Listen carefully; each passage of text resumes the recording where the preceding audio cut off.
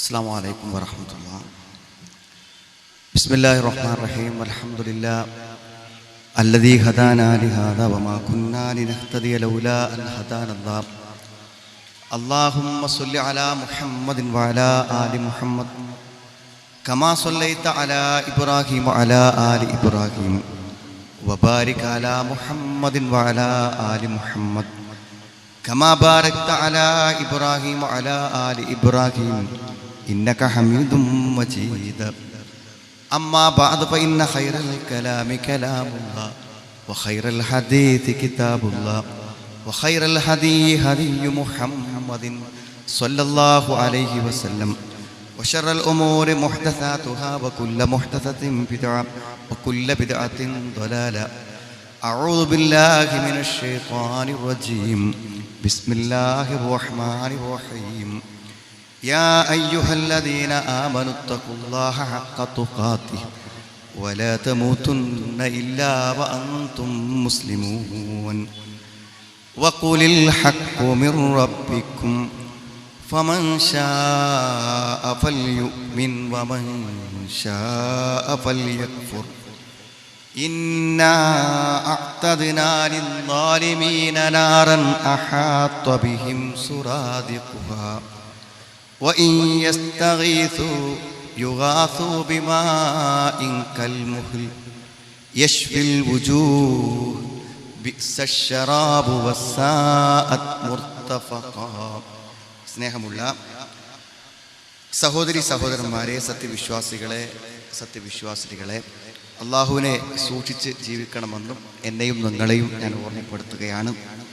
നമ്മുടെ ഈ നവീകരിച്ച അൽ ഹിക്മ സെൻറ്റർ ഈ നന്ദി പ്രദേശത്തെ അള്ളാഹുവിൻ്റെ ദീനിൻ്റെ ഒരു വെളിച്ചമായി, പ്രകാശമായി, അത് കൂടുതൽ പ്രകാശത്തോടെ ദീപ്തിയോടുകൂടെ അത് പുനരാരംഭിക്കുകയാണ് ഇന്ന്. അതിൻ്റെ മഹത്തായ ഉദ്ഘാടനത്തിലാണ് നമ്മളെല്ലാവരും പങ്കെടുത്തുകൊണ്ടിരിക്കുന്നത്.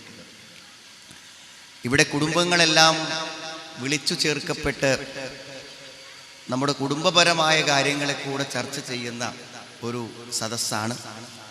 അതുകൊണ്ട് അത്തരത്തിലുള്ള ഒരു സംസാരത്തിന് വേണ്ടിയാണ് കുറഞ്ഞ സമയം ഇൻഷാ അല്ലാഹ് ഇവിടെ പ്രയോജനപ്പെടുത്താൻ ഉദ്ദേശിക്കുന്നത്. ഏതായിരുന്നാലും ഇവിടെയുള്ള ഈ പരിപാടികൾ നിരീക്ഷിച്ചപ്പോഴും ഈ പള്ളി കണ്ടപ്പോഴുമെല്ലാം എന്തൊന്നില്ലാത്തൊരു സന്തോഷം മനസ്സിന് അനുഭവപ്പെടുന്നുണ്ട്. കാരണം അള്ളാഹുവിൻ്റെ ദീനിൻ്റെ മഹത്വവും അതിൻ്റെ പ്രാധാന്യവും ഉൾക്കൊണ്ടുകൊണ്ട് പ്രവർത്തിക്കുന്ന ആളുകളുണ്ട് എന്നതാണ് ഈ മാറ്റത്തിൻ്റെ എല്ലാം കാരണം. ആ ഒരു താല്പര്യവും ഉദ്ദേശശുദ്ധിയും എന്നില്ലാതാകുന്നുവോ അന്ന് ഈ സ്ഥാപനങ്ങളെല്ലാം അന്യാധീനപ്പെട്ടു പോകും. പുതിയതുണ്ടാകില്ലെന്ന് മാത്രമല്ല, നിലനിൽക്കുന്നത് പോലും നിലനിർത്തപ്പെടാതെ പോകും. യാത്രകൾക്കിടയിൽ അത്തരം ധാരാളം പള്ളികളും സ്ഥാപനങ്ങളും പലപ്പോഴും വേദനയോടുകൂടെ കാണാറുണ്ട് എന്നതാണ് ഒരു വസ്തുത. ആൾപ്പെരുമാറ്റമില്ലാത്ത, വൃത്തിഹീനമായി കിടക്കുന്ന, അള്ളാഹുവിൻ്റെ പേരിൽ സ്ഥാപിക്കപ്പെട്ട മഹത്തായ പള്ളികളും മദ്രസകളും സ്ഥാപനങ്ങളും ഇന്ന് പല സ്ഥലങ്ങളിലും കാണുന്നുണ്ട്. ഇതിത്ര താല്പര്യപൂർവ്വം നിർമ്മിക്കപ്പെട്ട് മുന്നോട്ട് കൊണ്ടുപോകുമ്പോൾ തീർച്ചയായും ഇത് സംരക്ഷിക്കുന്നതിലും ഇതേ താല്പര്യവും ആത്മാർത്ഥതയും കാണിക്കണമെന്ന് മാത്രമാണ് തുടക്കത്തിൽ ഈ സ്ഥാപനത്തിൻ്റെ ഉദ്ഘാടനവുമായി ബന്ധപ്പെട്ടുകൊണ്ട് എനിക്ക് നിങ്ങളോട് പറയുവാനുള്ളത്. പ്രിയമുള്ള സഹോദരങ്ങളെ, നമ്മുടെയൊക്കെ ജീവിതത്തിൻ്റെ ഒരു പ്രത്യേകത എന്ന് പറഞ്ഞാൽ എന്തെങ്കിലുമൊക്കെ ദുരന്തങ്ങൾ വരുമ്പോഴാണ് നമ്മളെല്ലാവരും അതിനെക്കുറിച്ച് ചിന്തിക്കാറുണ്ട്. അധികമൊന്നും ആലോചിക്കേണ്ട, എന്തെങ്കിലും ഒരു കണിശമായൊരു വേദന, ഒരു വിഷമം അസാധാരണമായി ദേഹത്ത് അനുഭവപ്പെട്ടു എന്ന് വിചാരിക്കും. ഒരു രാത്രി 12 മണിക്ക് സാധാരണയില്ലാത്തൊരു വേദന, ഒരു അസ്വസ്ഥത, അല്ലെങ്കിൽ ഒരു ശ്വാസതടസ്സം.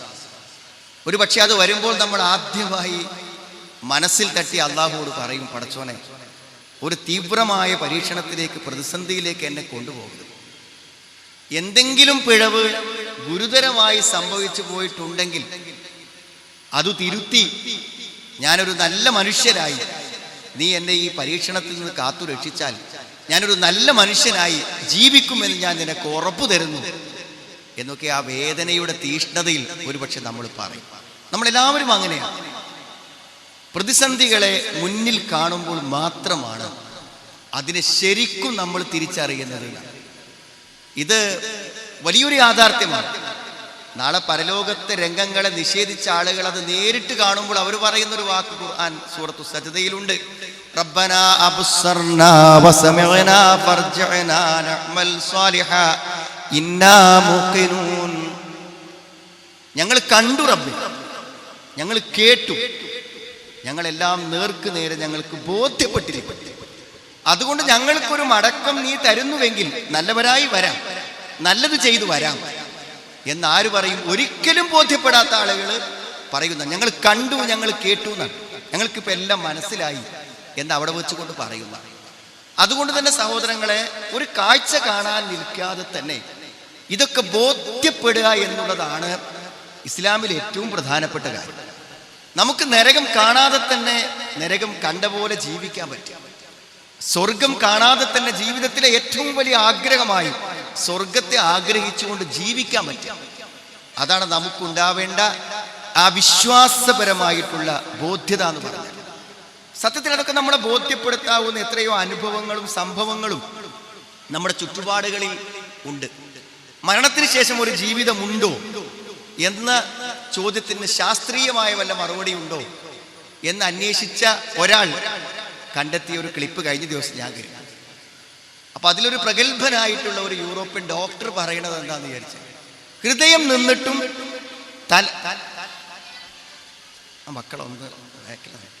ഹൃദയം നിന്നിട്ടും എന്താണ് തലച്ചോറ് പ്രവർത്തിക്കുന്നതായിട്ട് എന്ത് ചെയ്തു, ഉപകരണങ്ങളുടെ സഹായത്തോടു കൂടെ മനസ്സിലായി.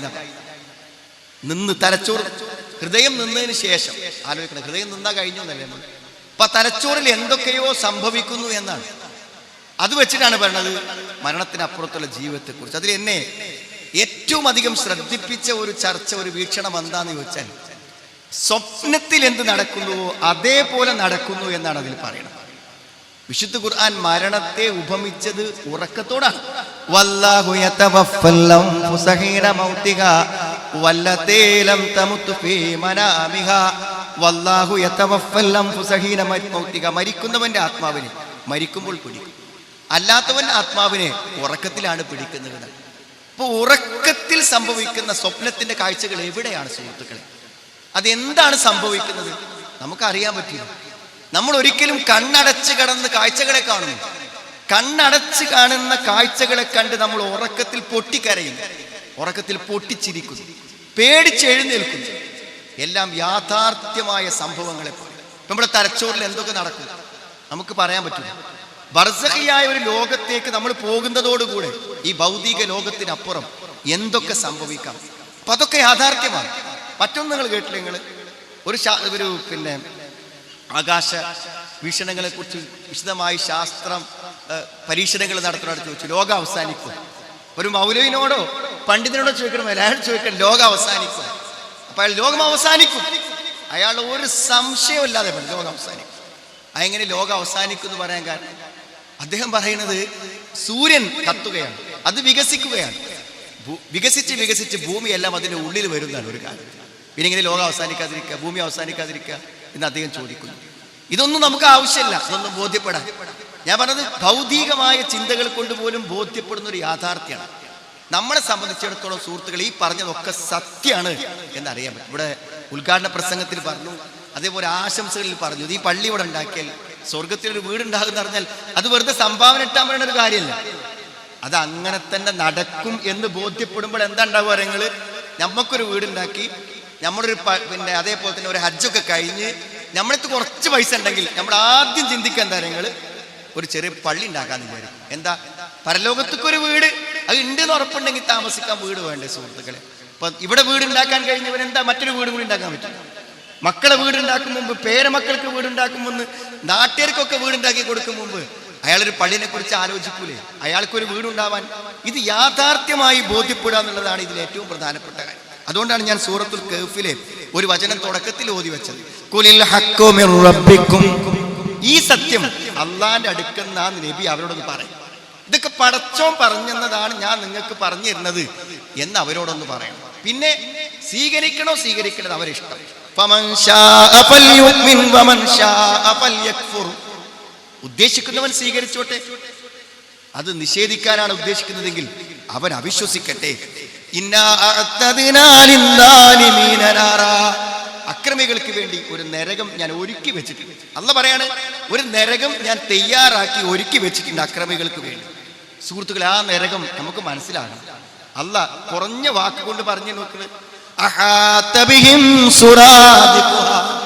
ആ നരകത്തിന്റെ അഗ്നിജ്വാലകൾ ചുമരുകളായി, കവചങ്ങളായി ആ നരകവാസിക്ക് ചുറ്റും ചുമരുകൾ ഒരുക്കും, തടവറ ഒരുക്കും. അവനാ നരകത്തിൽ കത്തുക മാത്രമല്ല, പുറത്തു കിടക്കാൻ, അവിടുന്ന് അങ്ങോട്ട് അനങ്ങിപ്പോവാൻ പറ്റാത്ത രൂപത്തിൽ ആ നരകത്തിന്റെ അഗ്നിജ്വാലകൾ അവനെ ബന്ധിതനാക്കും. മാത്രല്ല,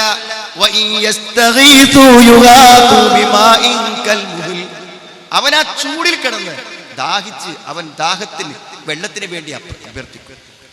കുടിക്കാൻ കൊടുക്കാതിരിക്കല്ല, അവന് കുടിക്കാൻ കൊടുക്കും. എന്ത് ഉരുകുന്ന ദ്രാവകങ്ങൾ, ലോകമുരുകുന്ന ദ്രാവകങ്ങൾ അവനെ കൊണ്ട് കുടിക്കും. അത് കുടിക്കുമ്പോഴല്ല സുഹൃത്തുക്കൾ, കുടിക്കാൻ വേണ്ടി കയ്യിലെടുക്കുമ്പോൾ അവന്റെ മുഖങ്ങൾ കരിഞ്ഞു പോകും. അത് മുഖത്തേക്ക് എത്തുമ്പോഴേക്കും മുഖം കരിഞ്ഞു പോകും. എത്ര മോശപ്പെട്ട പാനീയം എന്നാണ് അള്ളാഹു. ആ നരകം സത്യാണെന്ന്. ഇനി ചെറിയൊരു അസൗകര്യം സഹിക്കാൻ പറ്റാത്ത ആൾക്കാരാണ്. ഒരു ഡോക്ടറുടെ ഓപ്പിന്റെ മുന്നിൽ ചെന്നാൽ നമ്മളെ നേരത്തെ വിളിപ്പിക്കാൻ എന്താ പരിപാടി എന്ന് ആലോചിക്കും. ചെറിയൊരു അസൗകര്യം, ഒന്ന് ഫാൻ തിരിഞ്ഞില്ലെങ്കിൽ, നമ്മൾ പള്ളിക്ക് കറണ്ട് പോയപ്പോൾ ഫാൻ കറങ്ങാൻ ഇൻവെർട്ടറിന് ശേഷിയില്ലാത്തപ്പോൾ അവിടുന്ന് അനൗൺസ് വന്നത്, ക്ഷമിക്കണം കറണ്ട് ഇല്ലാത്തത് കൊണ്ടാണ്. ഒരു ചെറിയ അസൗകര്യം കുറഞ്ഞ സമയം പോലും സഹിക്കാൻ ആർക്കാൻ പറ്റില്ല. മനസ്സിലായി? അടുക്കളയിൽ പാചകം പൂർത്തിയാവാൻ ഒരു ചെറിയ സമയം കാത്തു നിൽക്കുമ്പോഴേക്കും ക്ഷുഭിതരാകുന്നത് എന്തുകൊണ്ടാണ്? ചെറിയൊരു അസൗകര്യം കൂടി പറ്റൂല. സുഹൃത്തുക്കൾ, ഞാൻ ആലോചിക്കുന്നത്, ഇത്ര മാത്രം സൗകര്യങ്ങൾ തേടുന്ന നമ്മൾ മരിച്ചാൽ എന്താ ചെയ്യുക? നാം ആലോചിക്കണം. അങ്ങനെ ആലോചിക്കുന്നവനെ സംബന്ധിച്ചിടത്തോളം അതൊരു വിഷയം തന്നെയല്ല. അതാണ് സ്വർഗം, വഹിയൽ ഹയവാൻ. അതാണ് ജീവിതം. മരിച്ചിട്ട് കിട്ടുന്നതാണ് ജീവിതം. അവിടെ ഭക്ഷണമുണ്ട്, അവിടെ കുടുംബമുണ്ട്, അവിടെ ഇണയുണ്ട്, അവിടെ എല്ലാ സൗകര്യങ്ങളും. ഇപ്പൊ സത്യം പറഞ്ഞാൽ എന്താ, നിങ്ങൾ നന്നായി ഒന്ന് ജീവിക്കാൻ വേണ്ടി, ഒരു ജീവിതം നേടാൻ വേണ്ടിയുള്ള ഒരു പരിശ്രമമാണ് ഞാനും നിങ്ങളും നടത്തിക്കൊണ്ടിരിക്കുന്നത്. ആ ബോധ്യത്തോടു കൂടെ ചിലത് നമ്മൾ ചെയ്യണം. ഞാൻ എപ്പോഴും ആലോചിക്കും, ആളുകൾ പറയുന്ന ബുദ്ധിമുട്ടുകളും വിഷമങ്ങളൊക്കെ ഇങ്ങനെ കേൾക്കുമ്പോൾ ഞാൻ ആലോചിക്കണേ, എപ്പോഴും വലിയ സങ്കടപ്പെട്ട് ജീവിക്കണോ മരിക്കണോ എന്നൊക്കെ ചോദിക്കുന്ന പ്രശ്നങ്ങളായിട്ട് ആൾക്കാർ ഫോണിൽ വിളിക്കുവാൻ ചിന്തിക്കും. അയാൾ പറയുന്നത് ഒരിക്കലും അയാളെ പ്രശ്നമല്ല, അയാളെ പ്രശ്നമല്ല അയാൾ പറയണത്. അയാൾ പറഞ്ഞ മക്കളെ കുറിച്ചാണ്, അയാൾ പറഞ്ഞ മാതാപിതാക്കളെ കുറിച്ചാണ്, കുടുംബത്തെ കുറിച്ചാണ്. പ്രവാസികൾ ഈ നാട്ടിൽ വന്നപ്പോൾ ഒക്കാളും എല്ലാവരും പ്രവാസികളാണ്. പ്രവാസികൾ എന്തിനാണ് 40-50 കൊല്ലൊക്കെ ഗൾഫിൽ ജീവിക്കുന്നത്? അയാൾക്ക് വേണ്ടിയല്ല, കുടുംബത്തിന് വേണ്ടിയാണ്.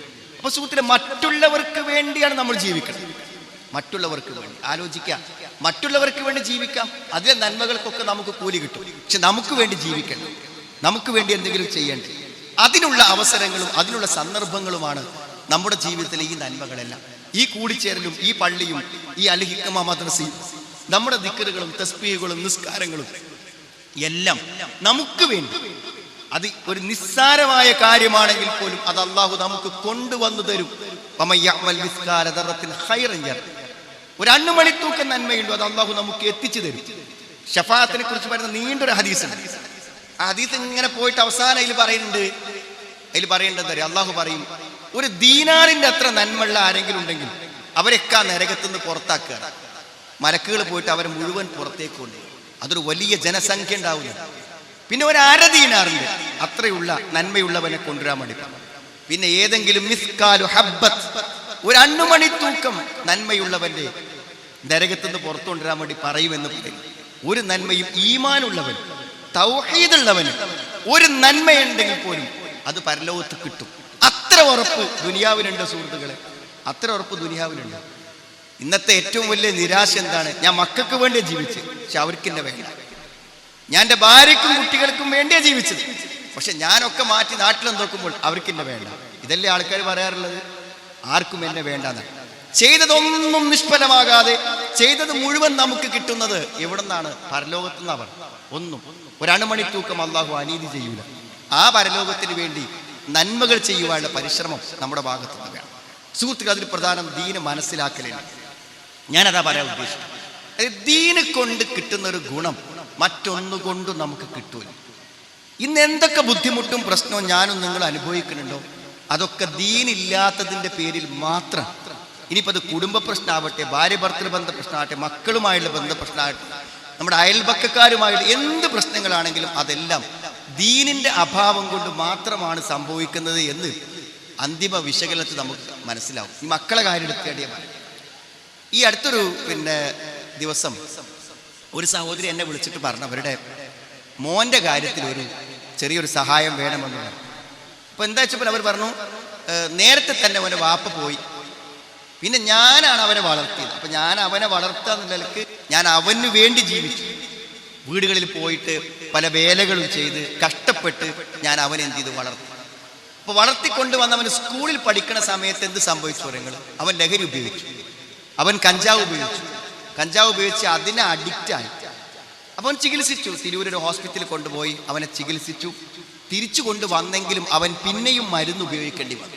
മെഡിസിൻ കൊണ്ടല്ലാതെ അവന് നിലനിൽക്കാൻ പറ്റാത്ത അവസ്ഥ വന്നു. അത്ര മാരകമാണ് അവൻ ഉപയോഗിച്ച ലഹരി പദാർത്ഥങ്ങൾ.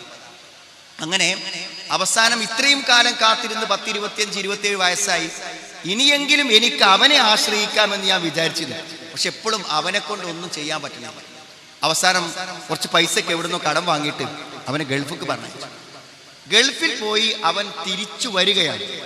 അവിടെ പോയിട്ട് അവനൊരു പണി ചെയ്യാൻ പറ്റണില്ല. അപ്പം അവനെ അവിടുന്ന് ആളുകളൊക്കെ പാടെ കൂടി കയറ്റി അയച്ച് നാട്ടിലിറങ്ങുന്ന ദിവസമാണ് ഈ ഉമ്മ എന്നെ വിളിക്കുന്നത്. ഞാൻ ഈ പറഞ്ഞ ചെറിയൊരു സംഭവം നിങ്ങൾ വായിച്ചു നോക്കും. നിങ്ങളുടെ മക്കൾക്ക് എത്ര നല്ല സൗകര്യവും എത്ര വലിയ സമ്പത്തും, ജീവിതം മുഴുവൻ ആരാൻ്റെ വീട്ടിൽ ജോലി ചെയ്ത് സമ്പാദിച്ച് ഭക്ഷണം കൊടുത്ത് എല്ലാം പോറ്റിയിട്ട് ആ മകനെ നഷ്ടപ്പെടാൻ കാരണം എന്താ? അവൻ ഉപയോഗിച്ച ലഹരി. ഒരു സംശയവുമായിട്ട് ഇപ്പം ഇന്ന് പോരുമ്പോഴും എന്നിൽ സമ്മർദ്ദം ചെലുത്തി എന്നെ വിളിച്ച ഒരു കേസുണ്ട്. ഒരു പെൺകുട്ടി, അവൾക്ക് ഡോക്ടറാകാൻ വേണ്ടി വിദേശത്തേക്ക് പറഞ്ഞയച്ചു. വിദേശത്ത് പോയപ്പോൾ ആ റിക്രൂട്ട് ചെയ്ത ആ കക്ഷിയെ തന്നെ എന്ത് ചെയ്തു, അവരുമായി തന്നെ ഉണ്ടായ ഒരു കണക്ഷൻ മുഖേന അവരെന്ത് ചെയ്തു, അവിടെ ഒരു പ്രേമത്തിൽ പെട്ടു. ആ കോഴ്സൊന്നും കംപ്ലീറ്റ് ആക്കാൻ പറ്റിയില്ല. വലിയ സംഖ്യകൾ ചെലവഴിച്ച് അവർ തിരിച്ച് നാട്ടിലേക്ക് തന്നെ തിരിച്ചു പോരേണ്ടി വന്നു. ആലോചിച്ച് നോക്ക് നിങ്ങൾ, നമ്മുടെ മക്കൾ വളർന്നു വരണമെങ്കിൽ അവർക്ക് ദീന് കൊണ്ട് മാത്രമേ പറ്റൂ. ആ ദീനീ ബോധം. അപ്പൊ പല ആളുകളും കുട്ടികളെ കൗൺസിലിംഗ് കൊണ്ട് പറയും, ഇത് 8ാം ക്ലാസ് വരെ മദ്രസ പഠിച്ചിട്ടുണ്ട്, 5ാം ക്ലാസ് വരെ മദ്രസ പഠിച്ചിട്ടുണ്ട്, ഞങ്ങളൊക്കെ ജുമാക്ക് പള്ളിയിൽ പോകുന്ന ആൾക്കാരാണ്. അപ്പൊ അങ്ങനെയായി നമ്മൾ കുട്ടികൾ നേരാവില്ല എന്ന് ഞാൻ പറയില്ല. പക്ഷെ കുട്ടികൾ നേരാവണമെങ്കിൽ കുട്ടികൾക്ക് എന്താണോ പഠിപ്പിച്ചു കൊടുക്കേണ്ടത് അത് പഠിപ്പിച്ചു കൊടുക്കണം. കുട്ടികൾക്ക് എന്താണോ ഇന്നത്തെ കാലത്ത് അവരെ ബോധ്യപ്പെടുത്തേണ്ട കാര്യം അത് ബോധ്യപ്പെട്ടു കൊടുക്കണം. അവര് വിശ്വാസ കാര്യങ്ങളും ഈമാൻ കാര്യങ്ങളും അമലിയാത്തുകളും ഒക്കെ പഠിച്ചിട്ടുണ്ടെങ്കിലും ഇന്നത്തെ കാലത്ത് അവർ പഠിക്കേണ്ട കാര്യം പഠിപ്പിച്ചു കൊടുക്കണം. ചെറിയ ഉദാഹരണം ഞാൻ പറയാം. ഇന്നത്തെ സമയത്ത് ഒരു പുതിയ ചർച്ച, ഒരു 2-3 കൊല്ലമായി നമ്മുടെ നാട്ടിൽ വന്നൊരു പുതിയ ചർച്ചയാണിത്, ഈ ജെൻഡർ ന്യൂട്രാലിറ്റി എന്ന് പറഞ്ഞാൽ ആണും പെണ്ണും ഒരേപോലെയാണ്. ആണിനൊരു പ്രത്യേകത, പെണ്ണിനൊരു പ്രത്യേകത ഇല്ലായ്മ, അങ്ങനെയൊന്നും ഒരിക്കലും ഉണ്ടാകാൻ പാടില്ല.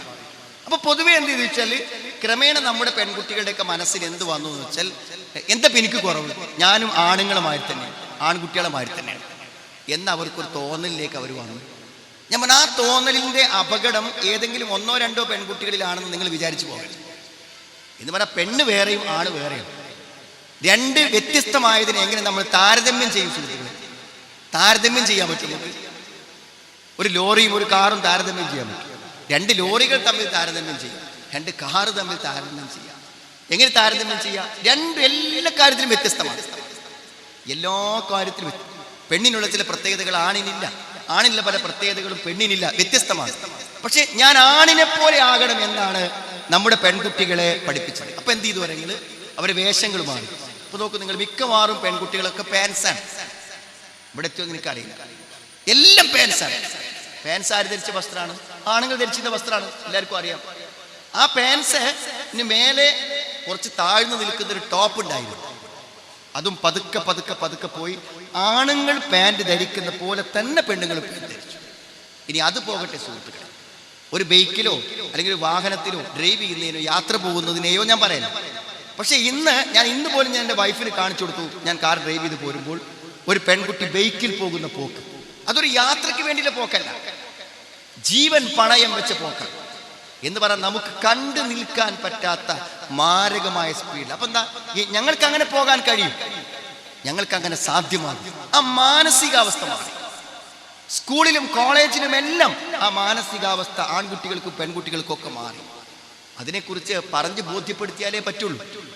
ഒരു പെൺകുട്ടിന്റെ ലൈഫ് നശിക്കാൻ എന്ത് മതിയരങ്ങൾ 8ാം ക്ലാസ്സിലോ 9ാം ക്ലാസ്സിലോ 10ാം ക്ലാസ്സിലോ ഒരാൺകുട്ടിയോടൊരു കണക്ഷൻ ഉണ്ടായാൽ മതി. പിന്നെ അവളുടെ ജീവിതത്തിൽ ആ പ്രേമമല്ലാത്ത മറ്റൊന്നിനും പ്രാധാന്യമേ ഇല്ല. അവളുടെ പഠനത്തിനോ പാരൻസിനോ ഒന്നിനും പ്രാധാന്യം ആ പ്രേമത്തിനും ബന്ധത്തിനും മാത്രമാണ്. ഇപ്പോഴും കരഞ്ഞുകൊണ്ട് വിളിക്കണ ഒരു ഉമ്മണ്ട്. മകളെ ഡോക്ടറാകാൻ പറഞ്ഞയച്ചത് തന്നെയാണ് അവര്. അവിടുന്ന് ആ ക്യാമ്പസിലെ ഏറ്റവും മോശപ്പെട്ട ഒരു പയ്യനെയാണ് അവള് അഫയറായി സ്വീകരിച്ച് പ്രേമിച്ച്. ഇനിയിപ്പോ അവനെ കൊണ്ടൊരു കല്യാണം നടത്തി കൊടുക്കാന്നുള്ള ചിന്തിക്കാൻ പോലും പറ്റില്ല. പക്ഷെ അവൾക്ക് വേണ്ട, അവൾക്ക് MBBS വേണ്ട, അവൾക്ക് ഡോക്ടർ ആവേണ്ട, ഒന്നും വേണ്ട, അവനെ കല്യാണം കഴിക്കണം. അതല്ലാത്ത ഒരു സംസാരത്തിനും അവൾ തയ്യാറല്ല, ഒരു കാര്യത്തിനും തയ്യാറല്ല. PGക്ക് വേണ്ടി എൻട്രൻസ് ചെയ്തതിനെ പറ്റി പറഞ്ഞാൽ അവൾക്ക് താല്പര്യമില്ല. അവൾക്ക് ഇപ്പോൾ അവന്റെ കൂടെ ജീവിക്കണം, അതിനപ്പുറത്തേക്ക് ഒന്നുമില്ല. സഹോദരിമാരെ, സഹോദരങ്ങളെ, ഒരു പ്രസംഗത്തിന് വേണ്ടി ഞാൻ പറയല്ല. നിങ്ങൾ ഈ മഹലിൽ ഇങ്ങനെയൊക്കെ ആളുകളെ സംഘടിപ്പിക്കുമ്പോൾ നിങ്ങൾ ചെയ്യേണ്ടത് പ്രായപൂർത്തിയായ ആൺകുട്ടികളെയും പെൺകുട്ടികളെയും വേറെ വേറെ വിളിച്ച് ഒരു പകൽ അവരെ ഒരുമിച്ച് ചേർത്ത് അവർക്ക് ഭക്ഷണം കൊടുത്ത് അവരെ നമ്മൾ പഠിപ്പിക്കണം. വലിയൊരു ദുരന്തമാണ് മാതാപിതാക്കളെ നമ്മളെ കാത്തിരിക്കുന്നത്. എന്താ അറിയും, പെൺകുട്ടികൾ കല്യാണം വേണ്ടെന്ന് പറയണം, വിവാഹം വേണ്ട എന്ന് പറയുന്നത് വെറുതെ പറയല്ല. അവരത് തിരിച്ച് ബോധ്യപ്പെടുത്തി കൊടുക്കാൻ നിങ്ങൾക്ക് പറ്റൂ. വിവാഹം വേണമെന്ന് അവരെ ബോധ്യപ്പെടുത്തി കൊടുക്കാൻ വാപ്പിമ്മി വിചാരിച്ചാൽ പറ്റൂ. നടക്കുമെന്ന് എനിക്ക് തോന്നുന്നില്ല. ഇന്നും സങ്കടപ്പെട്ട് മലപ്പുറത്ത് വിളിക്കുന്ന ഒരു സ്ത്രീയുണ്ട്. അവൾ പറഞ്ഞു, PG കഴിഞ്ഞാൽ ഞാൻ കല്യാണത്തിന് സമ്മതിക്കും. PG കഴിഞ്ഞു, ഇപ്പൊ B.Ed കൊടുത്തു, B.Ed കഴിഞ്ഞാൽ ഞാൻ സമ്മതിക്കും. അവൾക്ക് എത്ര വയസ്സായി? 27 വയസ്സായി. ഇനി എനിക്ക് കഴിയില്ല. എനിക്ക് കരയാണ്, ഉമ്മ കരയാണ്. ഈ പഠിപ്പിക്കാനൊക്കെ പൈസ കൊടുത്ത ഉമ്മ കരയാണ്. നല്ല നല്ല വിവാഹങ്ങൾ വരുന്നു, അവർ സമ്മതിക്കും. ഒരു കാരണം പറയൂ, ഒന്നും പറയില്ല. പല കാരണങ്ങളും സമൂഹത്തിലുണ്ട്. ഇന്നെന്തേ നമ്മുടെ മക്കളൊക്കെ ഒരു കല്യാണം വേണമെന്ന് പറയോ? സുഹൃത്തുക്കളെ, പറയോ? നിങ്ങളുടെ മക്കൾ ഒരു വിവാഹം വേണമെന്ന് പറയോ? എപ്പോഴാ പറയാറെങ്കിൽ കുട്ടികൾ എന്ത് കണ്ടാലും അവരത് ആഗ്രഹിക്കും. അയൽവാസിയുടെ സൈക്കിൾ കണ്ടപ്പോൾ അവർ ആഗ്രഹിച്ചില്ല, മിഠായി കാണുമ്പോൾ വാങ്ങിത്തരാൻ പറയണമെന്ന്.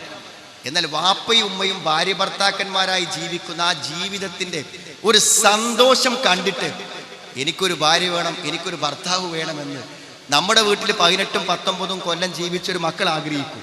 എങ്ങനെയാണ് ഈ പെൺകുട്ടികളെ വിവാഹം വേണ്ടെന്ന് പറയുന്നത്? ഒരു ഭാര്യ ഭർത്താക്കന്മാരുടെ സന്തോഷകരമായ ജീവിതം കണ്ടാൽ വേണം എന്നല്ലേ പറയുള്ളൂ. വിവാഹം എന്ന് പറഞ്ഞാൽ അത് ജീവിതമാണ്. വിവാഹം പരാജയപ്പെട്ടാൽ ജീവിതം പരാജയപ്പെട്ടു എന്നാ പറയാം. കാരണം ജീവിതത്തിന്റെ മുഴുവൻ കാര്യങ്ങളും ആ വിവാഹത്തോടും ദാമ്പത്യത്തോടും ബന്ധപ്പെട്ടാണ് കിടക്കുന്നത്.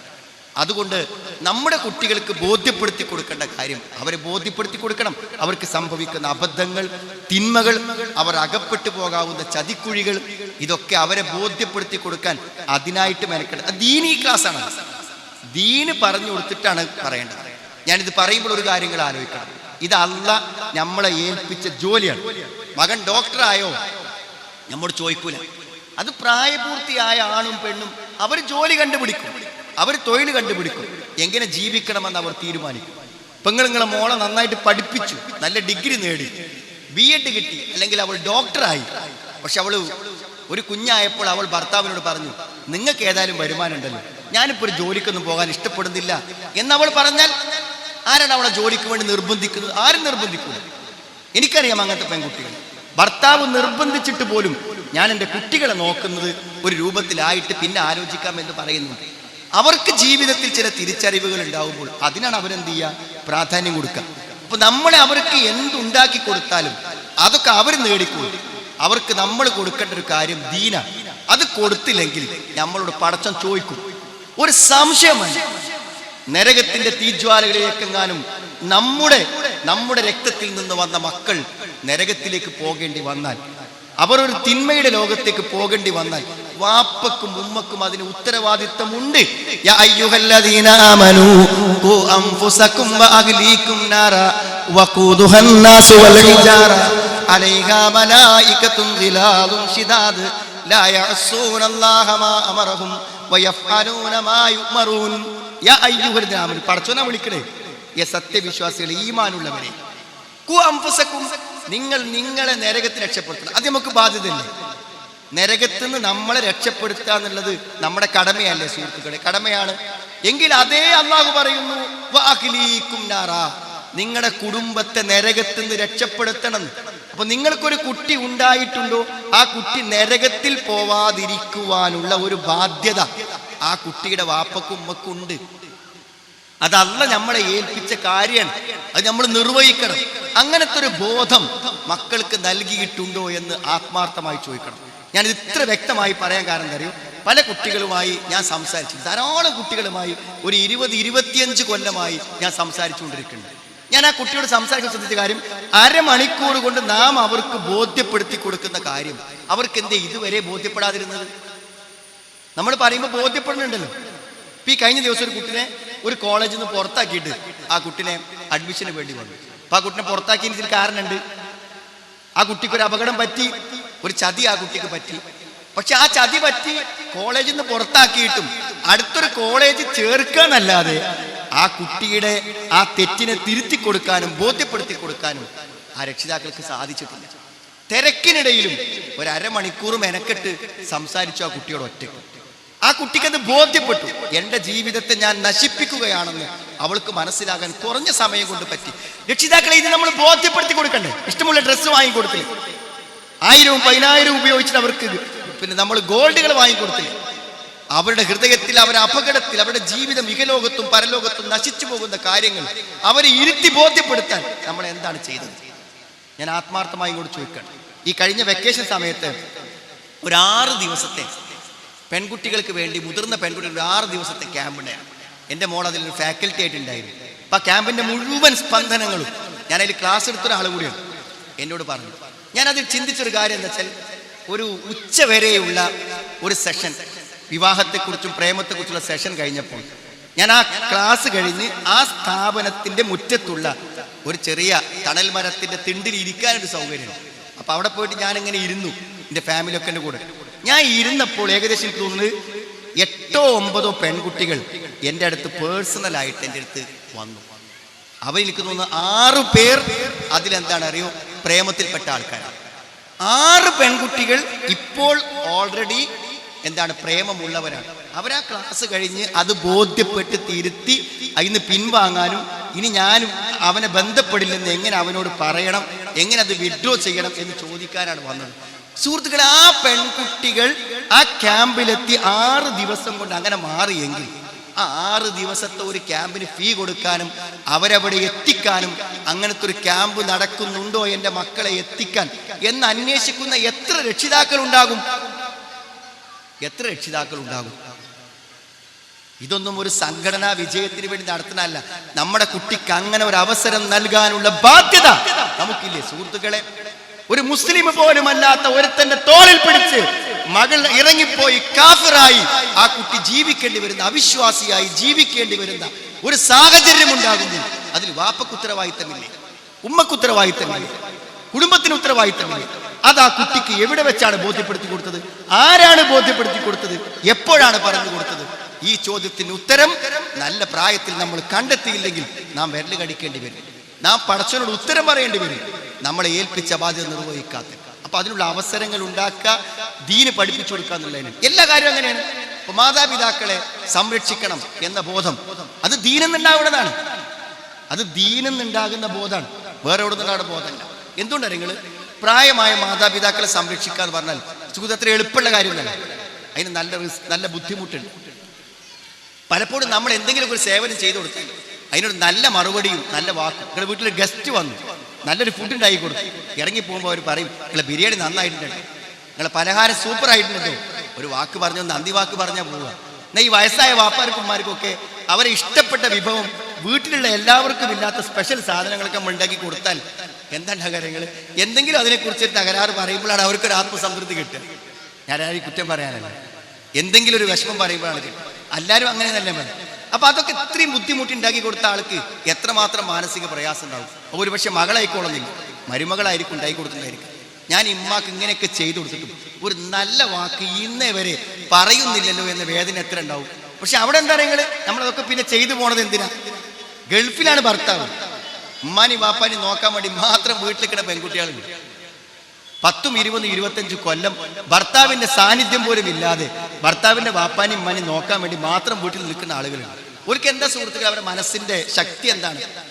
30 കൊല്ലം വിവാഹം കഴിഞ്ഞിട്ട് 3 വർഷം ദാമ്പത്യം അനുഭവിക്കാൻ കഴിയാതെ വീട്ടുവേല ചെയ്തവരുടെ സമാധാനം എന്താ സമാധാനം? അയാളെ വാപ്പാനും ഉമ്മാനും നോക്കാൻ വേണ്ടി സഹായിക്കുക എന്നുള്ളത് ഒരു പ്രായമായ മാതാപിതാക്കളെ സംരക്ഷിക്കുന്നതിന് സ്വർഗമുണ്ട് അല്ലെ? സ്വർഗം ഏറ്റവും അധികം എളുപ്പത്തിൽ കിട്ടാൻ പറ്റിയ കാര്യം അതാണ്. നിസ്കരിച്ചു, നോമ്പോറ്റു, സക്കാത്ത് കൊടുത്തു, ഒക്കെ ചെയ്തു മാതാപിതാക്കളെ വിഷമിപ്പിച്ചില്ലെങ്കിൽ അവന് സ്വർഗമുണ്ടെന്നാണ്. എല്ലാ നന്മകളും നമുക്ക് ലഭിക്കണമെങ്കിൽ മഹാപാപങ്ങൾ ഇല്ലാതിരിക്കണം. 2 ജുമാന്റെ ഇടയിലെ പാപങ്ങൾ കൊടുക്കും, 2 റമദാനിടയിലെ മുക്കഫിറാത്ത് മബൈന കൊല്ല. പക്ഷേ ഈദജിത്തനബൽ കബായിർ, മഹാപാപങ്ങൾ ചെയ്യാതിരിക്കണം. മഹാപാപങ്ങൾ പ്രധാനപ്പെട്ട ഒരു പാപം ഏതാണ്? ഉഖൂഖുൽ വാലിദൈൻ, വാപ്പാനി ഉമ്മാനി വിഷമിപ്പിക്കാതില്ല. വാപ്പിമ്മി സംതൃപ്തരാണ് നമ്മളെ കുറിച്ച്. നമ്മുടെ ആരോഗ്യത്തിന് ബർക്കത്തുണ്ടാവും, നമ്മുടെ സമ്പത്തിന് ബർക്കത്തുണ്ടാവും, നമ്മുടെ മക്കളുടെ കാര്യത്തിൽ ബർക്കത്തുണ്ടാവും. എല്ലാ ബർക്കത്തും കിട്ടാൻ വാപ്പാന്റെ ഉമ്മാനി തൃപ്തി മതി. മാതാപിതാക്കൾ തൃപ്തിപ്പെട്ടാൽ അള്ളാഹു തൃപ്തിപ്പെടും.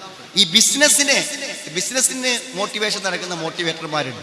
അതിൽ ഒരു മുസ്ലിം അല്ലാത്ത ഒരാളുടെ പ്രസംഗം കേട്ടു. നിങ്ങളുടെ ഏത് ബിസിനസ് വിജയിക്കാനുമുള്ള ഒരൊറ്റ മൂല്യമാണ്. ഒരു മുസ്ലിമായ ഒരാളെ പ്രഭാഷണം, നിങ്ങളുടെ ഏത് ബിസിനസ്സും വിജയിക്കാൻ ഈ ഒരു കാര്യം ചെയ്താൽ മതി എന്നാണ്. അപ്പൊ നമ്മൾ ആരും ഒന്ന് കേട്ടു പോകില്ലേ അത്? അപ്പൊ ഞാൻ അങ്ങനെ ഓണാക്കി വെക്കും. വേളത്തെ പടം നിങ്ങളുടെ അച്ഛനും അമ്മയും നിങ്ങളുടെ കാര്യത്തിൽ സംതൃപ്തരായിരിക്കണം. ഞാൻ പറയും, ഒരു ഖുർആൻ ഹദീസ് നോക്കി പറയണതല്ലല്ലോ ഇപ്പൊ തോന്നുന്നു. നിങ്ങളുടെ അച്ഛനും അമ്മയും നിങ്ങൾ രാവിലെ ബിസിനസ്സിന് ഇറങ്ങിപ്പോകുമ്പോൾ അവർ സംതൃപ്തരാണോ, നിങ്ങളുടെ ബിസിനസ് വിജയിച്ചിരിക്കും എന്നതാണ്. അതൊരു വല്ലാത്ത വാക്കാണ് സുഹൃത്തുക്കളെ. ഈ ഒരു പ്രചോദനം കൊണ്ടാണ് എന്ത് ബുദ്ധിമുട്ട് ഇങ്ങനെ വാപ്പനിമാനി നോക്കണേ. അത് ദീനുള്ളവനെ പറ്റുള്ളൂ, ദീനില്ലാത്തൊരാൾക്ക് പറ്റൂല. ദീനില്ലാത്ത ഒരാൾക്ക് വാപ്പാനും ഇമ്മാനും സമാധാനപൂർവ്വം സന്തോഷത്തോടു കൂടെ ഒപ്പം കൊണ്ടെടുക്കാൻ പറ്റും. ഇനി ദാമ്പത്യത്തിലെ പ്രശ്നം നോക്കുന്നത്, ദാമ്പത്യത്തിലെ പ്രശ്നം ഞാൻ വിചാരിക്കും ദാമ്പത്യത്തിലെ ഏറ്റവും വലിയ പ്രശ്നം എന്താ? ഒരു ഭാര്യ ഭർത്തൃ ബന്ധത്തിലെ ഏറ്റവും വലിയ പ്രശ്നം എന്താണ്? പെരുമാറ്റ തകരാറാണോ സുഹൃത്തുക്കളെ? ആണോ? അല്ലെങ്കിൽ ഭർത്താവ് ഭാര്യയ്ക്ക് വേണ്ടത് കൊടുക്കാതിരിക്കലാണ്, സംരക്ഷിക്കാതിരിക്കലാണ്? അപ്പോൾ ഒരു സഹോദരി കഴിഞ്ഞ ദിവസം എന്നോട് പറഞ്ഞു, അവരുടെ ദാമ്പത്യ ജീവിതത്തിന്റെ സന്തോഷത്തെ കുറിച്ചാണ് അവർ പറഞ്ഞത്. ഞങ്ങളെപ്പോലത്തെ ഒരു ഫാമിലി ഉണ്ടാവില്ല. ഇത്ര കാലം ഗൾഫിലായിരുന്നു, അവിടുന്ന് മക്കളെ കോളേജ് പഠനത്തിന് വേണ്ടി നാട്ടിൽ വന്നു. അങ്ങനെ അവർ ഒരാൾ ബീഫാം എടുത്തു, അവളെ കല്യാണം കഴിച്ചത് അതേപോലെ ഒരു പാരാമെഡിക്കൽ കോഴ്സ് പഠിച്ച ഒരാളാണ്. മോൻ കല്യാണം കഴിച്ചു, നല്ലൊരു മോളാണ്. ഞങ്ങളുടെ കുടുംബത്തിലോ ഒന്നും ഞങ്ങൾക്ക് യാതൊരു ബുദ്ധിമുട്ടും യാതൊരു പ്രയാസവും ഇല്ല എന്ന് പറഞ്ഞു. എന്നിട്ട് അവർ പറഞ്ഞു, ഇപ്പോ ചെറിയൊരു ബുദ്ധിമുട്ടുണ്ട്. എന്താ ബുദ്ധിമുട്ട്? ആ ബുദ്ധിമുട്ട് വന്നപ്പോൾ ഇനി ഈ വിവാഹ ജീവിതം വേണോ വേണ്ടേ, അതല്ല മരിക്കണോ എന്നൊക്കെ ഞാനിങ്ങനെ ആലോചിക്കുകയാണ്. അപ്പൊ എന്തിത്ര വലിയ ബുദ്ധിമുട്ട്? നല്ല വീടുണ്ട്, ഭർത്താവിന് ഇപ്പോഴും ഗൾഫിൽ ബിസിനസ് ഉണ്ട്, നല്ല സൗകര്യമുണ്ട്, നാട്ടിൽ വേണമെങ്കിൽ അയാൾക്ക് വന്ന് നിൽക്കാം, എപ്പോഴെങ്കിലും അവിടുത്തെ പണപ്പിരിവിന് മാത്രം ഒന്ന് പോയാൽ മതി, ബിസിനസ്സൊക്കെ ഒന്ന് മാനേജ് ചെയ്യാൻ പോയി നോക്കിയാൽ മതി. അപ്പൊ പിന്നെ എന്താണ് അസൗകര്യം? ഞാൻ കേൾക്കാൻ താല്പര്യപ്പെട്ടു. അപ്പോൾ പറഞ്ഞു, ഈ അടുത്തൊരു ദിവസം ഫോൺ നോക്കിയപ്പോൾ ഭർത്താവ് വേറൊരു പെണ്ണിന് ചാറ്റ് ചെയ്യാൻ, അയാളുടെ സ്റ്റാഫായി നിൽക്കുന്ന ഒരുത്തൻ്റെ ഭാര്യയ്ക്ക് ചാറ്റ് ചെയ്യാൻ. അപ്പൊ ഞാൻ പിടിച്ചു, അയാളെ കാല് പിടിച്ചെന്നോട് പറഞ്ഞു, ഇനി ഉണ്ടാവില്ല. 2ാമത്തെ പ്രാവശ്യം പിടിച്ചു. അപ്പൊ പറഞ്ഞു, അമ്മാനെ സാക്ഷി നിർത്തി ഞാൻ പറയാം, ഞാൻ ചെയ്യൂല. എന്നിട്ട് അവസാനം അയാൾ ഗൾഫിക്ക് തിരിച്ചു പോയപ്പോൾ പറഞ്ഞു, ഇനി ഒരിക്കലും എന്നെ പറ്റി ഇങ്ങനെ കേൾക്കൂല. അപ്പൊ ഇവളൊരു കാര്യം ചെയ്തു, അയാളെ ഫോണും ഇവളെ ഫോണും തമ്മിൽ കണക്ട് ചെയ്യും. അയാളെ ഫോണിൽ എന്ത് ചെയ്താലും ഇവളെ ഫോണിൽ അറിയും. അങ്ങനെ അറിഞ്ഞു. അവിടെ ചെന്ന് 20 ദിവസം കഴിഞ്ഞപ്പോഴേക്ക് അയാൾ വീണ്ടും ചാറ്റിങ് തുടങ്ങി. അപ്പൊ ഉടനെ ഇതൊക്കെ കുറച്ചു നേരം കണ്ട് അതിൻ്റെയൊക്കെ സ്ക്രീൻഷോട്ട് എടുത്തു വെച്ചിട്ട് അവൾ അങ്ങോട്ട് വിളിച്ചു. അപ്പൊ അയാൾ പറഞ്ഞു, ഞാൻ തിരക്കിലാണ്, കുറച്ച് കഴിഞ്ഞിട്ട് വിളിക്കുക. എന്ത് തിരക്കാണ് നിങ്ങൾക്കുള്ളത്? എന്താണ് നിങ്ങളുടെ തിരക്ക്?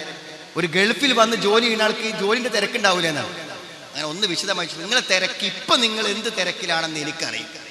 എന്നിട്ട് പറഞ്ഞു, ഇന്ന സ്ത്രീയുമായി നിങ്ങൾ ഇത്ര സമയമായി ചാറ്റ് ചെയ്യാൻ, ഇന്നതൊക്കെ നിങ്ങൾ അവളോട് പറഞ്ഞു, അവൾ ഇന്നതെല്ലാം നിങ്ങളോട് തിരിച്ചു പറഞ്ഞു. അയാൾ ഒരിക്കലും വിചാരിച്ചിട്ടില്ല അവിടെ പോയി റൂമിലിരുന്ന് ചെയ്യണത് ഇവിടെ അറിയുന്നത് അയാൾ ഒരിക്കലും ചിന്തിച്ചിട്ടില്ല. മനസ്സിലായി? അതറിഞ്ഞിട്ടാണ് ആ സഹോദരനോട് വിളിക്കണത്. ഇനി എന്ത് ചെയ്യും? ഇത് പിരിഞ്ഞു പോകാനോ? അയാൾ എനിക്ക് അത്രയും വേർത്ത് കണ്ടുകൂടെ ഇരിക്കുന്നത്. പക്ഷെ എന്തല്ല പ്രശ്നം അറിയോ? ഞാനിപ്പോൾ ഇയാളെ ഉപേക്ഷിച്ച് പോയി എന്ന് പറഞ്ഞാൽ എൻ്റെ കുട്ടികളെ മാനക്കണം. അവരൊക്കെ ബന്ധു വീടുകളിൽ ഇത് അറിയില്ല. നാട്ടിൽ പ്രശ്നമാണ്. അല്ലാന്നുണ്ടെങ്കിൽ ഞാൻ ഇപ്പം ഇറങ്ങും. എനിക്കത് മാത്രമേ പ്രശ്നം. അപ്പൊ സുഹൃത്തുക്കളെ, ദാമ്പത്യം തകർന്നത് എന്തുകൊണ്ടാണ്?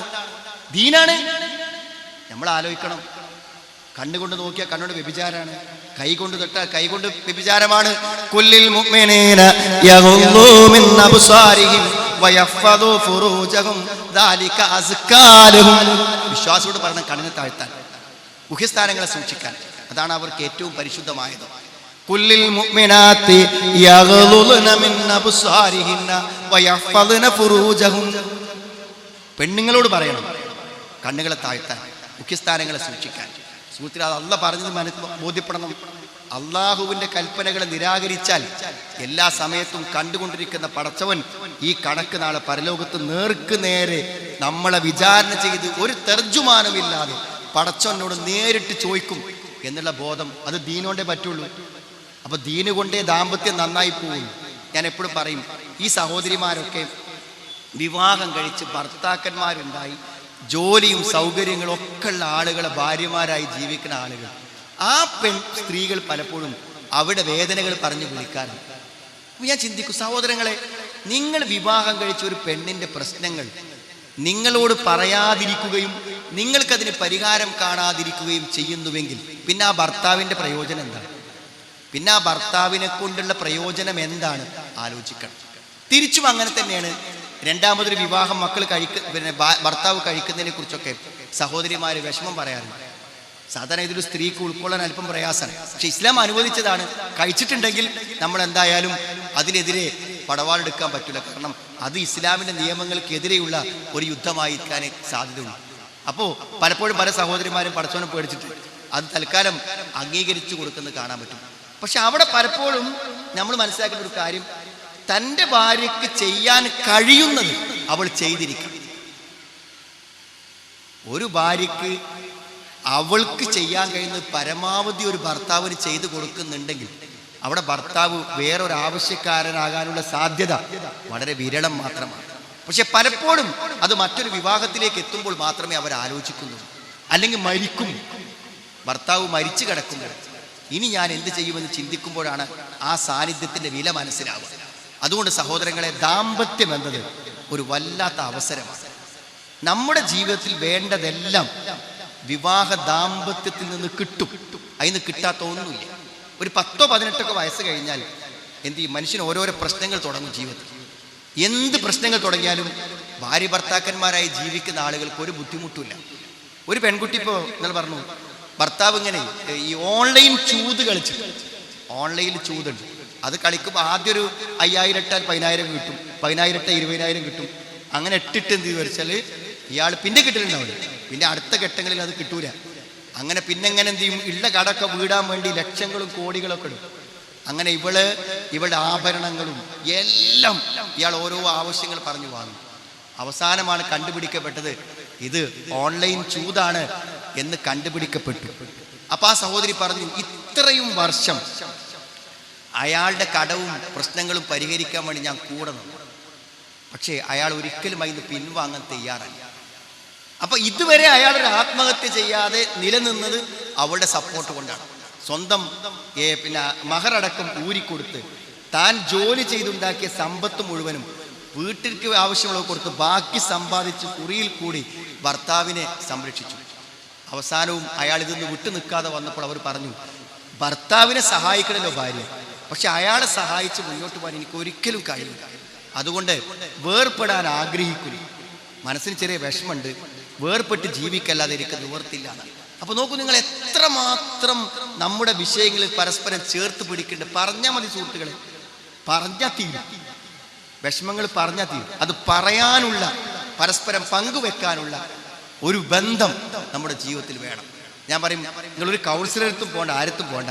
നിങ്ങളെ കുടുംബ പ്രശ്നം തീരാൻ എന്തുള്ളൂ? നിങ്ങൾ ഇവിടുന്ന് പോണ സമയത്ത് ഭാര്യനോട് പറയാം, ഒരു 10-25 കൊല്ലമായില്ലേ ഇപ്പം നമ്മൾ ഒന്നിച്ച് ജീവിക്കണം.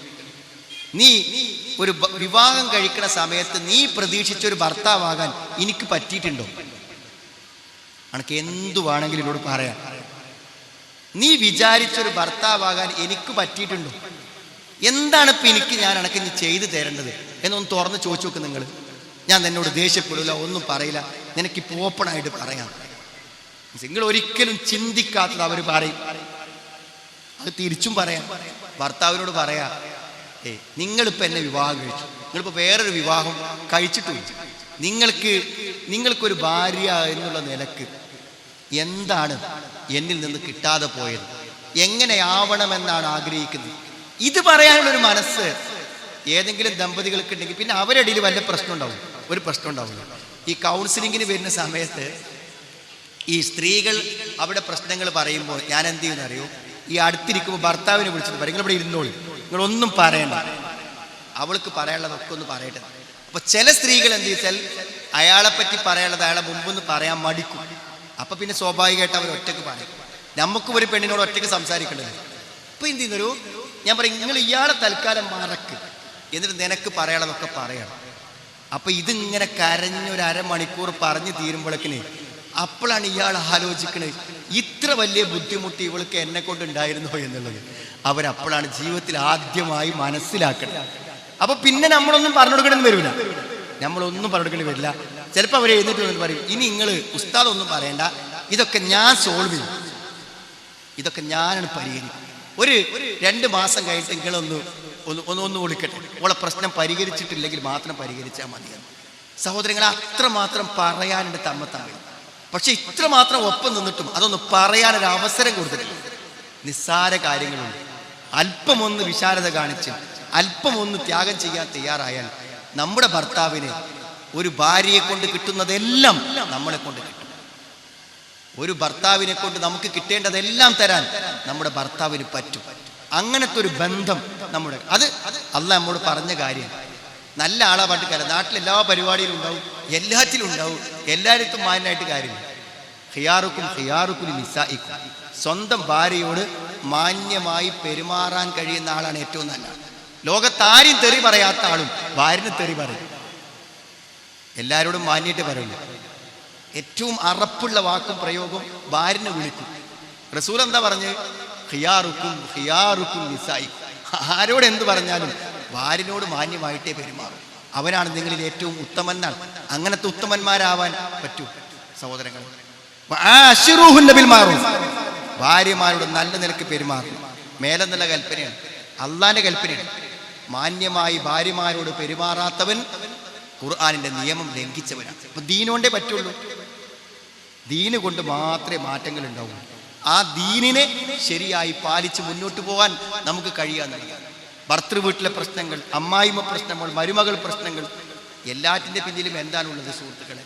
25 കൊല്ലായിട്ട് അമ്മാനെ നോക്കിയ പെണ്ണ് നിന്നു, സഹിച്ചു നിന്നു. അവസാനം അവൾക്കും കുറച്ച് ആരോഗ്യ പ്രശ്നങ്ങളൊക്കെ ഉണ്ടായപ്പോൾ അവൾ ഭർത്താവിനോട് പറഞ്ഞു, ദയവ് ചെയ്ത് ഇനിയിപ്പോ പെങ്ങന്മാരത്തെ എവിടെയെങ്കിലും പോയി നിന്നോട്ടമ്മ, അല്ലെങ്കിൽ ഉമ്മ ഇങ്ങളും ഇവിടെ നിന്നോളൂ, ഞാൻ തൽക്കാലം ഇന്നെ കൊണ്ട് ഇനി കഴിയൂല എന്ന് പറഞ്ഞ് അവളെ ഇറങ്ങാൻ ഒരുങ്ങി. അപ്പൊ അവളോട് ചോദിച്ചു പറഞ്ഞു, ഇത്രയും കാലം ഒരു ഗുണവും ഒരു നല്ല വാക്കും ഉമ്മ പറഞ്ഞിട്ടില്ലെങ്കിലും ഞാൻ ഒന്നും തിരിച്ചു പറയാതെ ജീവിച്ചു, ഇനി ഇന്നെ കൊണ്ട് കഴിയില്ല എന്നാണ് അവർ പറയുന്നത്. അപ്പൊ സഹോദരിമാരെ ആലോചിച്ച് നോക്കുന്നുണ്ട്, ഒരു വിശ്വാസി എന്ന് പറഞ്ഞാൽ എന്താ നിങ്ങൾ, അൽ മുസ്ലിമു മൻ സലിമൽ മുസ്ലിമൂന മിൻ ലിസാനിഹി വയദിഹി. നമ്മളെ കൊണ്ട് ഒരാൾ ഇടങ്ങേറാകാൻ പറ്റുമോ? ഒരാൾ മരിച്ചിട്ട് ഒരാളെ മയ്യത്ത് കൊണ്ടുപോകുമ്പോൾ ഒന്നില്ലെങ്കിൽ അവൻ മുസ്തരീഹാൻ അല്ലെങ്കിൽ മുസ്തറാഹും. ഒരാൾ മരിച്ചാൽ രണ്ടിലൊന്ന് സംഭവിക്കുന്നത്, ഒന്നില്ലെങ്കിൽ അയാൾ രക്ഷപ്പെടും, രോഗങ്ങളില്ലാത്ത, വിഷമങ്ങളില്ലാത്ത, ടെൻഷൻ ഇല്ലാത്ത ഒരു ലോകത്തേക്ക് അയാൾ രക്ഷപ്പെട്ടു പോകും. നല്ല മനുഷ്യനല്ലേ, അയാൾക്കിഞ്ഞൊരു പ്രശ്നമില്ല, എല്ലാം കഴിഞ്ഞു, വയറൊക്കെ വലിച്ചിട്ടു, പിന്നെ അതേപോലെ തന്നെ വെന്റിലേഷൻ എന്നൊക്കെ ഡിസ്കണക്ട് ചെയ്തു, അയാളിപ്പോൾ സ്വതന്ത്രനായി സമാധാനത്തോടെ പോയി. എന്നാൽ വേറെ ചില ആളുകൾ മരിച്ചാൽ രക്ഷപ്പെടൂല. പക്ഷേ ഈ പ്രകൃതിയിലെ ജീവജാലങ്ങളും പക്ഷികളും അയൽവാസികളും ഭാര്യയും ഭർത്താവും മക്കളും ഒക്കെ രക്ഷപ്പെടും. എല്ലാവരും രക്ഷപ്പെട്ടു. കാരണം ഇനി അയാളെ ബുദ്ധിമുട്ടില്ലല്ലോ എന്നാണ്. അത് അയൽവാസി മരിക്കുമ്പോൾ, ഭർത്താവ് മരിക്കുമ്പോൾ, ഭാര്യ മരിക്കുമ്പോൾ ഇനി എനിക്ക് സമാധാനത്തോടെ ജീവിക്കാമല്ലോ എന്താണ് വിചാരിക്കുക. അമ്മായിമ്മ മരിക്കും, മരോട് വിചാരിക്കണം ഇനി എനിക്ക് സമാധാനത്തോടെ ജീവിക്കാൻ. അങ്ങനെ വിചാരിക്കാൻ പറ്റും സുഹൃത്തുക്കളെ? അങ്ങനെ വിചാരിക്കാത്തൊരു പെരുമാറ്റം മരുമകളോട് കാണിക്കണ്ടേ? അല്ലെങ്കിൽ മരുമകൾ തിരിച്ചു കാണിക്കണ്ടേ? അല്ലേ? ഒരു മകനെ വളർത്തിക്കൊണ്ട് വന്ന് മകൻ്റെ ഭാര്യ വരുമ്പോൾ ഒരു സമാധാന ജീവിതം കിട്ടുമെന്ന് ആശിച്ച ഒരു ഉമ്മക്ക് അത് കൊടുക്കണ്ടേ, മരുമകൾ കൊടുക്കണ്ടേ ആ ഒരു ജീവിതം? അതല്ലേ ഇസ്ലാം എന്ന് പറഞ്ഞാൽ. നമ്മുടെ കയ്യിൽ നിന്നും നാവിൽ നിന്നും മറ്റുള്ളവർ രക്ഷപ്പെട്ടിരിക്കണം എന്ന് പറയുമ്പോൾ അത് എത്രമാത്രം വലിയൊരു യാഥാർത്ഥ്യമാണ് സുഹൃത്തുക്കളെ. അത് അങ്ങനത്തെ ഒരു പെരുമാറ്റം ദീന് കൊണ്ടേ ഉണ്ടാവും. ഇപ്പൊ ഞാൻ പറഞ്ഞ ദീനാണ് പ്രധാനം. നമ്മൾ ഖുത്ബ കേൾക്കുന്നതും പ്രസംഗം കേൾക്കുന്നതും ലേണിംഗ് ക്ലാസ്സിൽ പോണതും മദ്രസയിൽ പഠിക്കുന്നതും പഠിപ്പിക്കുന്നതും ഒക്കെ ദീൻ പഠിക്കാനാണ്. ദീന് കൊണ്ട് മാത്രമേ ആ മാറ്റം ഉണ്ടാവൂ. ദീന് നമ്മുടെ സമാധാനത്തിന് വേണ്ടിയാണ്, സുരക്ഷയ്ക്ക് വേണ്ടിയാണ് ദീനിൻ്റെ എല്ലാ കാര്യങ്ങളും. ഞാൻ ദീർഘിച്ച് പറയുന്നില്ല സഹോദരങ്ങളെ. നമ്മൾ ഗൃഹയോഗങ്ങളായി ചെറിയ ചെറിയ ഗൃഹസംഗമങ്ങൾ ഇതിൻ്റെ പരിസരത്ത് സംഘടിപ്പിക്കാം. അതേപോലെ വിജ്ഞാന വേദികൾ, ഇതേപോലുള്ള സദസ്സ് എല്ലാ മാസത്തിൽ ഒരു ദിവസം മക്കളെ വളർത്തുന്നത് എങ്ങനെയാണ്, ഭാര്യ ഭർത്തൃ ബന്ധങ്ങളെക്കുറിച്ചും അതേപോലെ തന്നെ നമ്മുടെ സാമ്പത്തികമായ ഇടപാടുകളെക്കുറിച്ച്, ഹലാലായ സമ്പാദ്യത്തെക്കുറിച്ച്, അതേപോലെ തന്നെ ഖബർ ശിക്ഷയെക്കുറിച്ച്, പരലോകത്തെ ഓരോ ഘട്ടങ്ങളെക്കുറിച്ചും, അതേപോലെ തന്നെ അള്ളാഹുവിൻ്റെ നാമഗുണ വിശേഷണങ്ങളെക്കുറിച്ചും എന്തൊക്കെ പഠിക്കാനുണ്ട്. ഈ പള്ളി പോലെ തന്നെ നിങ്ങൾ പ്രധാനമായി കാണുക എന്തറിയും, ഇതുപോലെ ഒരു എനിക്കിവിടെ ഒരാഗ്രഹം തോന്നി. സത്യത്തിൽ അത് നിങ്ങളെല്ലാവരും ചിന്തിച്ചാൽ ഈസിയായി നടക്കണ ഒരു കാര്യമുണ്ട്. ഇപ്പോൾ പള്ളിക്ക് ഒരാൾ സ്ഥലം കൊടുത്തു പറഞ്ഞു, അള്ളാഹു കബൂൽ ചെയ്യട്ടെ. സത്യം പറഞ്ഞാൽ അതുപോലെ വേണ്ട ഒരു കാര്യമാണ് ഇതുപോലൊരു സ്ഥലം. ഒരു കാലി സ്ഥലമായാൽ പോലും ഇതുപോലൊരു സ്ഥലവും അതിൽ നല്ലൊരു മദ്രസയും അതിൻ്റെ മുറ്റത്ത് വിശാലമായി ഒരുമിച്ച് കൂടാനൊരു സ്ഥലം ഉണ്ടെങ്കിൽ നമ്മുടെ ഈ പരിപാടികളൊക്കെ നടക്കും. മാസത്തിലൊരു വിജ്ഞാന വേദി, അതേപോലെ തന്നെ വിശാലമായി നമ്മുടെ QHLS, അതേമാതിരി കുട്ടികൾക്ക് വേണ്ടിയുള്ള സ്പെഷ്യൽ പ്രോഗ്രാമുകൾ, നേരത്തെ പറഞ്ഞ മാതിരി പെൺകുട്ടികൾക്കും ആൺകുട്ടികൾക്കും സ്പെഷ്യലായിട്ടുള്ള പ്രോഗ്രാമുകൾ, ഇതൊക്കെ നമുക്ക് എന്ത് ചെയ്യണം, സൗകര്യമായി മുന്നോട്ട് പോകാൻ പറ്റും. അപ്പോൾ തീർച്ചയായും പള്ളിയുടെ പൂർത്തീകരണം കഴിയുമ്പോൾ നിങ്ങൾ ഓരോരുത്തരും വിചാരിച്ചാൽ പറ്റും, ഗൾഫിൽ നിന്നും അവിടുന്ന് ഇവിടുന്നൊന്നും പ്രൊജക്റ്റ് വേണ്ട സഹോദരൻ. ഞാൻ എപ്പോഴും ചിന്തിക്കലുണ്ട്, പിന്നെ നാട്ടുകാർക്ക് എന്താ പണി? ഇപ്പം ഇവിടുത്തെ സ്ഥലം ഒരാൾ കൊടുത്തു, പള്ളിയും പുറത്ത് കൊടുത്തു, അപ്പോൾ നിങ്ങളൊന്നും ചെയ്തിട്ടില്ല എന്നല്ല ഞാൻ പറഞ്ഞത്.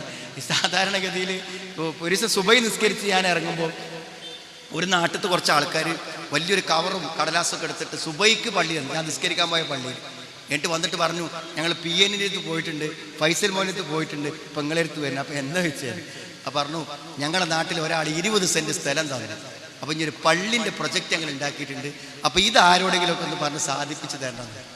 അപ്പം ഞാൻ പള്ളീൻ്റെ ഉള്ളിലേക്ക് വിളിച്ച് ഞങ്ങളൊരു റൗണ്ടായിട്ട് ഇരുന്നിട്ട് ഞാൻ പറഞ്ഞു, സ്ഥലം ഇപ്പോൾ ഒരാൾ തന്നില്ല, നിങ്ങൾ വെറുതെ ഒന്ന് ചർച്ച ചെയ്തോ.